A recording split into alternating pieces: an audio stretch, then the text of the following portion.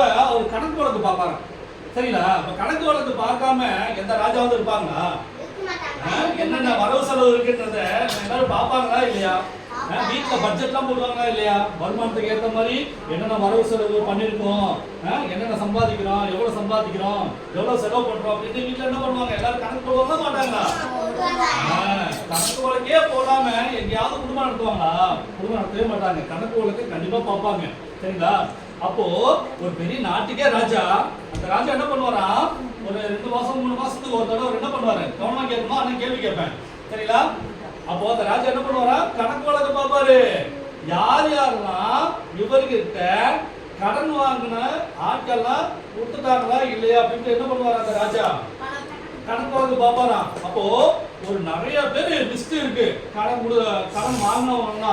அப்போ ஒவ்வொருத்தவங்களா டிக் பண்ணாங்க. இவங்க கொடுத்துட்டாங்க. கடைசியில ஒரே ஒரு மந்திரி என்ன பண்ணிருக்கான்? இந்த ராஜா கிட்ட 10,000 கடன் வாங்கியிருக்கான். எவ்வளவு? 10,000 கடன் வாங்கியிருக்கான். ஆஹா, நம்ம கூட வேலை பார்க்குற மந்திரி இன்னும் இந்த 10,000 கொடுக்கவே இல்லையே, வாங்கி ரொம்ப நாள் ஆகுது, என்ன பண்ணலாம்? சரி ஒண்ணு கேட்டு பார்ப்போம் அப்படின்னு சொல்லிட்டு கண்டிப்பா என்ன பண்ணுவான்? இந்த மந்திரிட்ட இந்த காசை வாங்கிடணும் அப்படின்ட்டு ராஜா என்ன பண்ணிட்டாரு? பிளான் பண்ணிட்டாரு. உடனே வேலைக்காரனை கூப்பிட்டு அந்த மந்திரியை கூட்டிட்டு வா அப்படின்னு உடனே அந்த வேலைக்காரன் என்ன பண்ணாரு? அந்த மந்திரியை கூட்டிட்டு வந்துட்டாரு. அந்த மந்திரி எங்க வந்துட்டான்? அரண்மனைக்கு வந்துட்டான். அரண்மனைக்கு வந்த உடனே ராஜா சொல்லுங்க ராஜா, என்னது சொல்லுங்க ராஜா அப்படின்னு கேட்ட உடனே இந்த ராஜா என்ன பண்ணாரு? கேக்குறாரு, ஏடா நீ என்கிட்ட 10,000 கடன் வாங்கியிருக்க, இன்ன வரைக்கும் நீ அடைக்கவே இல்லையே,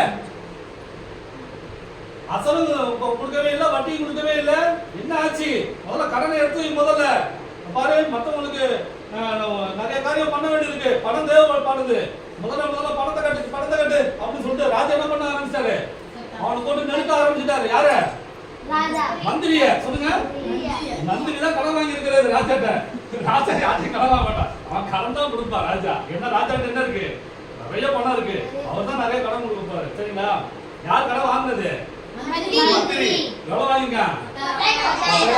முதல்ல பணத்தை கொடு அப்படின்னு சொல்லிட்டு ராஜா நெருக்க ஆரம்பிச்ச உடனே இந்த மந்திரி என்ன பண்ண ஆரம்பிச்சுட்டான்? சொல்லுங்க, நடுக்க ஆரம்பிச்சுட்டான், பயப்பட ஆரம்பிச்சுட்டான். அதன் பிறகு என்ன பண்ணிட்டான்? அழுவ ஆரம்பிச்சுட்டான். ராஜா ராஜா ராஜா ராஜா என்ன மன்னிச்சிருங்க, என்கிட்ட காசு இல்ல, வாங்கின கடன் காசு பூரா என்ன இது குடும்பத்துக்கே நான் செலவு பண்ணிட்டேன், அதனால என்ன மன்னிச்சிருக்க சொல்லிட்டு ரொம்ப நேரமா ராஜாவை என்ன பண்ணான்? கால்ல உழுந்து கதறான், புரள்றான். எப்படி? என்ன அவங்கிட்ட என்ன இல்ல? காசு இல்ல. சரிங்களா? அப்போ காசு இருக்கோ இல்லையோ, ஆனா என்ன பண்றான்? ராஜாவை போட்டு தொல்லை பண்றான். என்னால கொடுக்க முடியல ராஜா அப்படின்னு சொல்லிட்டு அப்படி இப்படி ஏதோ ஒரு காரணத்தை சொல்லி என்ன பண்ணிட்டான்? அழுவ ஆரம்பிச்சுட்டான். அப்போ அந்த ராஜா இந்த மந்திரி அழுவுறத பார்த்து என்ன பண்ணிட்டாரு? சொல்லுங்க, மனம் இறங்கிட்டாரு. சொல்லுங்க. நிறைய பேருக்கு நெஞ்சில ஈரமே இருக்காது, ஆனா இந்த ராஜாவுக்கு என்ன இருக்கு? நெஞ்சில ஈரம் இருக்கு, ஒரு இறக்கம் இருக்கு, இறக்க சுபாவம். சொல்லுங்க. நிறைய பேர் மன்னிப்பாங்களா? பைனான்ஸ் காரங்க எல்லாம் பணம் கேட்டு ஒவ்வொரு வீடா வராங்க. பணத்துக்குரிய பணம் இல்லை அப்படின்னு சொன்னாங்க, என்ன பண்ணுவாங்க? திட்டுவாங்கல்ல. காசு வாங்க மட்டும் தெரியுது, கொடுக்க கூட அவங்களுக்கு தெரியாது சொல்லிட்டு ஃபைனான்ஸ் காரங்க எத்தனை பேர் சத்தம் போடுறது நான் பார்த்துருக்கேன், நீங்களும் பார்த்துருக்கீங்க இல்ல? நிறைய பேர் ஃபைனான்ஸ் காரங்க பார்த்து நிறைய பேர் ஒளிவாங்க. சரிங்களா? அப்போ இந்த ராஜா என்ன பண்ணிட்டாரு? சொல்லுங்க, இறக்கப்பட்டுட்டாரு. சொல்லுங்க. ஏன்னா அந்த மந்திரி அழுத விதம் அப்படி. சரிங்களா? அப்படியே புரள்றான், அப்படியே அழுதான், கண்ணீர் விட்டா அழுதான். இதுக்கு முன்னாடி அவன் அழுதானே இல்லையே தெரியாது, ஆனா அவன் ராஜாவின் சமூகத்துல என்ன பண்றான்? அழுவ ஆரம்பிட்டான். ஐயோ ராஜா, என்னால கொடுக்க முடியாது, என்ன மன்னிச்சிருங்க சொல்லிட்டு கத்துறான், கதறான், புலம்புறான். அந்த புலம்புல கேட்டு இந்த ராஜா என்ன பண்ணாரு? சரி போடா, இவ்வளவு அழுவுற, சரி போ, மன்னிச்சிருங்க போ அப்படின்னு சொல்லிட்டு சொன்ன உடனே இவர் என்ன பண்றாரு? உடனே இந்த மந்திரி அழுத இந்த இடத்துல என்ன பண்ணாரு? மறைச்சிட்டு சிரிப்பு. கடனை மன்னிச்ச உடனே இவனுக்கு என்ன வந்துருச்சு? முகத்துல சிரிப்பு. இதுக்கு முன்னாடி எப்படி இருந்தா? இஞ்சி சின்ன குரங்காட்டா இருந்தா. அந்த கடனை அந்த ராஜா மன்னிச்ச உடனே முகம் எப்படி ஆயிடுச்சு? சொல்லுங்க, ஸ்மைல். பிரைட் ஆயிடுச்சு முகம். உடனே என்ன பண்ண? அந்த அரண்மனையை விட்டு வெளியே ஓடுறான் சந்தோஷமா. அவன் பாட்டு பாடிட்டா போறான். அரண்மனையை விட்டு வெளியே போகும்பொழுது அவனுக்கு முன்னாடி எதிரில் இன்னொரு வேலைக்காரன் வரான். சொல்லுங்க, இன்னொரு வேலைக்காரன். சொல்லுங்க. இன்னொரு வேலைக்காரன் அவன் வந்து இந்த மந்திரி மார்ட்ட எவ்வளவு கடன் வாங்கியிருந்தான் தெரியுமா? சொல்லுங்க, 100 ரூபா. இந்த மந்திரி மார்ட்ட இன்னொரு வேலைக்காரன் இருக்கான்ல, இவனுக்கு கீழே இருக்க இந்த மந்திரிக்கு கீழே வேலை பார்க்குற ஒரு வேலைக்காரன் ஒரு 100 ரூபா கடன் வாங்கியிருக்கான். அந்த வேலைக்காரன் வந்துட்டு இருக்கான். இவன் மந்திரி அரண்மனை விட்டு வெளியில போன உடனே இந்த மந்திரி யாரை பார்த்துட்டான்? அந்த வேலைக்காரனை பார்த்துட்டான். 100 ரூபா வாங்கின அந்த கடைக்காரனை பார்த்த உடனே இவனுக்கு உடனே சந்தோஷமா வந்தவன் இந்த மந்திரி அந்த கடைக்காரன் அந்த 100 ரூபா அவன கடைக்காரனை பார்த்த உடனே மூச்சு எப்படி ஆயிடுச்சு? மறுபடியும் இஞ்சித்துணும் கொரங்காட்டம் ஆயிடுச்சு. அதுக்கப்புறம் அவங்க கிட்ட போய் ஏடா என்கிட்ட 100 ரூபா வாங்கி எவ்வளவு நாள் ஆகுது? 100 நாள் ஆகுது, இன்னும் 1 ரூபாய் கூட தரவே இல்லை. அவன் பிடிச்சி கழுத்தை பிடிச்சி நெருக்க ஆரம்பிச்சிட்டான். சொல்லுங்க, கழுத்தை பிடிச்சி நெரிச்சிட்டு நான் கொடுத்த 100 ரூபா குடுடா குடுடா குடுடான்னு சொல்லிட்டு அவன் மூச்சுல குத்துறான், வயிற்றுல குத்துறான், முதுகுல குத்துறான், அப்படியே குத்திக்கிட்டே இருக்கான். அதுக்கப்புறம் பக்கத்துல இருக்கிற நிறைய ஆட்கள்லாம் இருப்பாங்கல்ல, போர் சேவகர்கள்லாம், சரி அவங்கள கூப்பிட்டு இவனை அடிக்கிறான் சொல்லிட்டு அந்த 100 ரூபாய்க்காக அவனை என்ன அடிக்கிறான் தெரியுமா? போட்டு அடி அடி அடி அடிச்சுட்டு அவன் கத்துறான். குடிக்க முடியல அவன் அழுகுறான், கெஞ்சிறான். அப்போ அவன் மனசு என்ன பண்ணல, இறக்கமே படல, அடிச்சு துவச்சி என்ன பண்ணிட்டான்? ஜெயில தூக்கி போட்டான். அந்த 100 ரூபாய்க்கு யாரு? மந்திரி. 100 ரூபா அவன கடனுக்கு அடிச்சதும் இல்லாம அவன் எங்க தூக்கி போட்டான்? ஜெயில தூக்கி போட்டான். ஜெயில தூக்கி போட்டதும் இல்லாம சும்மாவா அங்கேயும் போட்ட அடி ஒத விதி போட்டு அந்த சாத்துறாங்க. 100 ரூபா கடன் வாங்கினவன. இப்போ இந்த கொடூரத்தை, இந்த தீமைய என்ன பண்ணா மன்னிக்காம பாருங்க, அவன் வாங்க 100 ரூபா அந்த காசை மன்னிக்காம என்ன பண்ணிட்டு இருக்கான்? தீமை செஞ்சுட்டு இருக்கான். யாரு? இந்த மந்திரி. சரிங்களா? இந்த செய்தி யாருக்கு காதுல விழுவுது? ராஜாவுக்கு காதுல விழுவுது. ஏன்னா இவன் பண்ணிட்டு இருக்க செயல் கேவலமானது, மன்னிக்க முடியாத தன்மை அவனுக்கு. அப்போ ராஜா காதுல கேட்ட உடனே என்ன பண்ணாரு? வேலைக்காரனுக்கு ஆர்டர் போடுறாரு, முதல்ல மந்திரிய அரண்மனை கூட்டிட்டு வரா அப்படின்னு சொன்ன உடனே வேலைக்காரன் போய் என்ன பண்ணிட்டாங்க? மந்திரிமார கூட்டிட்டு வந்துட்டாங்க. எங்க அரண்மனைக்கு. இவனுக்கு ஒண்ணு தெரியாத போல இவன் டான்ஸ் ஆடிட்டே வரான். யாரு? மந்திரி. Hi hi hi. யார்கிட்ட வராரு? ராஜா கிட்ட வராரு. ராஜா சொல்லுங்க ராஜா, எப்படிங்க? ராஜா என்ன கூட்டம் செய்வாமே, என்ன விஷயம் சொல்லுங்க, எங்கேயாவது போய் யார்ட்டையாவது பணம் வாங்கிட்டு வரணுமா? சொல்லுங்க, நான் போய் வாங்கிட்டு வரேன் அப்படின்னு சொல்லிட்டு ஒரு ஜாலியா பேசுறாரு ராஜா கிட்ட. அப்போ ராஜா என்ன சொல்லிருப்பாரு? ஏண்டா நான் உனக்கு கடனை எவ்வளவு மன்னிச்சேன் அப்படின்னு கேட்கும்போது ராஜா 10,000 ராஜா அப்படின்னு சொன்னான். சரி, நான் உனக்கு 10,000 மன்னிச்சல்ல, நீ அழுகுறத பார்த்து, நீ புலம்புறத பார்த்து, உன் கண்ணீரை பார்த்து நான் உனக்கு 10,000 கடனை நான் மன்னிச்சல்ல அப்படின்னு கேட்டுட்டு நீ உனக்கு கீழே உள்ள 100 ரூபா கடன் வாங்கினா அவனுக்கு நீ மன்னிச்சியா அப்படின்னு கேட்ட உடனே திருக்கா புக்கான்னு முடிக்கிறான். என்னடா நமக்கு தெரிஞ்ச விஷயம் இப்போ ராஜா காதுல போச்சு அப்படின்னு சொல்லிட்டு என்னடா சொல்லலாம் அப்படின்னு சொல்லிட்டு என்ன பண்ணிட்டு இருக்கான்? யோசனை பண்ணிக்கிட்டே இருக்கான். அப்போ ராஜா அவனை பேசவே விடல.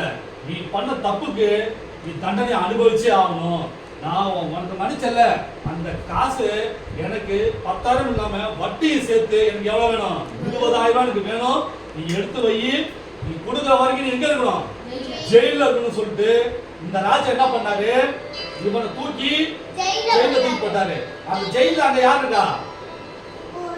அந்த 100 ரூபாய் கடன் வாங்கினல, அந்த 100 ரூபாய் கடன் வாங்கினவனை விடுதலை பண்ணிட்டு அவன் என்ன ஜெயில என்ன பண்ணாரு ராஜா? இவனை தூக்கி அங்க போடுங்க சொல்லிட்டு அங்க போட்டு இவனை துவன்னு துவைச்சிட்டாங்க. எங்க? ஜெயிலுக்குள்ள.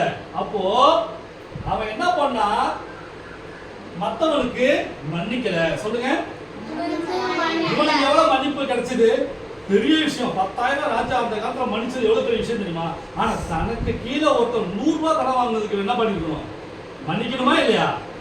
பெரிய கடன் ராஜாவே மன்னிச்சுட்டாரு, தனக்கு கீழே வாங்க 100 ரூபாய் மன்னிக்க முடியாதா? காரணமா மன்னிக்கல. ஆனா என்ன பண்ணல? அவன் மன்னிக்கல, அவன் இறக்கப்படவும் இல்லை. அதனால என்ன பண்ணா? அவனை தூக்கி கொடுமைப்படுத்த. அப்போ இவன் பண்ண தீமைக்கு கிடைத்த பலன் மறுபடியும் உனக்கு வினையா வந்து அமையுது.